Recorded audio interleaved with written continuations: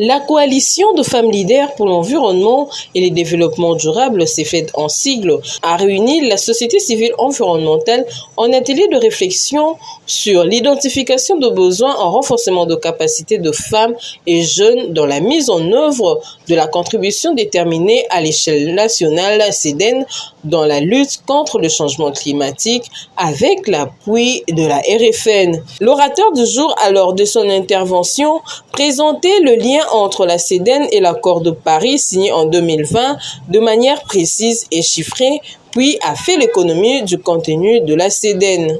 En termes de la contribution de la RDC s'est engagée à réduire de 21% ses émissions.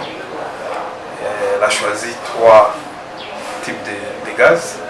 Il y a les gaz carboniques, le dioxyde de carbone, il y a le méthane, puis le protoxyde d'azote, qui viennent de la forêt, et autres affectations de terre, de l'agriculture, de l'énergie et des déchets.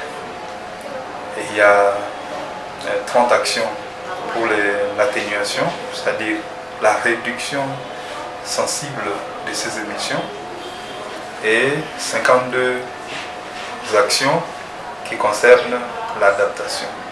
Et le budget global de la RDC, c'est à 48,68 milliards de dollars. Et ça, c'est un défi énorme qui nécessite l'engagement de tout le monde. Le facilitateur national de l'initiative interreligieuse pour le forêt de la RDC a suggéré à la CEFED ce qui suit. Dans le cadre de son action, c'est de ne pas aborder tous les axes ou de sélectionner ceux qui sont importants.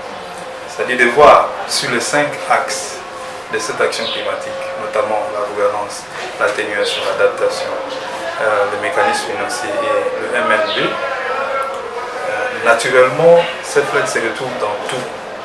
Mais c'est mieux de voir par rapport à chaque axe où est-ce qu'elle met son curseur, sa priorité.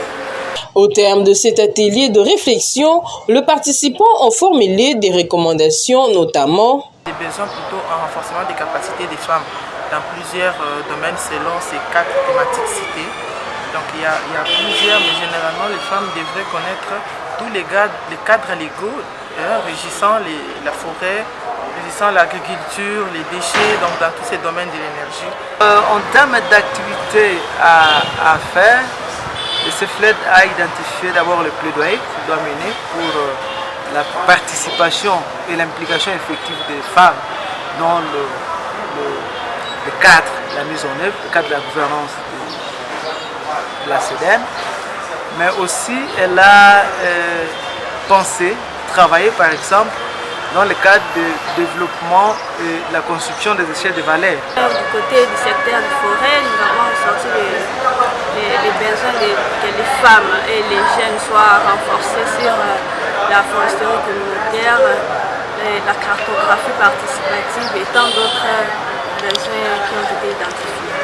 Le chargé de programme de la CEFED, Chouchouna Lossale, revient sur l'importance de cette activité. La CEFED voulait que les femmes et les jeunes, locales, réfléchissent sur leur façon de contribuer, d'accompagner le gouvernement en identifiant les besoins réels, en renforcement des capacités et en identifiant aussi les actions concrètes que les femmes et les jeunes de la RDC peuvent mener et mettre en œuvre pour accompagner le gouvernement dans ce combat de lutte contre le changement climatique. La République démocratique du Congo doit attendre de ces femmes une compétence et une expertise appropriée pouvant aider les pays à lutter contre le changement climatique. Parce que, comme vous le savez, ce sont des femmes qui sont plus les utilisatrices de la forêt, ce sont des femmes qui recourent à l'énergie, ce sont des femmes qui recourent les questions des déchets, ce sont des femmes qui gèrent les déchets au quotidien. Et ces femmes-là doivent être renforcées en capacité et doivent aussi accompagner le gouvernement à lutter contre les déchets, à lutter contre l'exploitation abusive de nos forêts, à lutter contre le système agricole archaïque. Et puis le gouvernement aussi congolais aussi doit attendre ces femmes-là, les femmes compétentes aussi, à siéger dans les organes et puis les décisions comme on le dit dans la gouvernance. Et vous voyez, en regardant les documents des CEDEN, après la COP25, on avait dit que ces documents étaient conçus de façon équitable et équitabilitaire et renvoie à traitement des justes valeurs, des contributions de toutes les parties prenantes dans cette procédure de changement climatique. Les femmes et jeunes de la société civile ont également proposé des actions à mener dans le cadre de la mise en œuvre de la CEDEN. Nous avons mis en rouge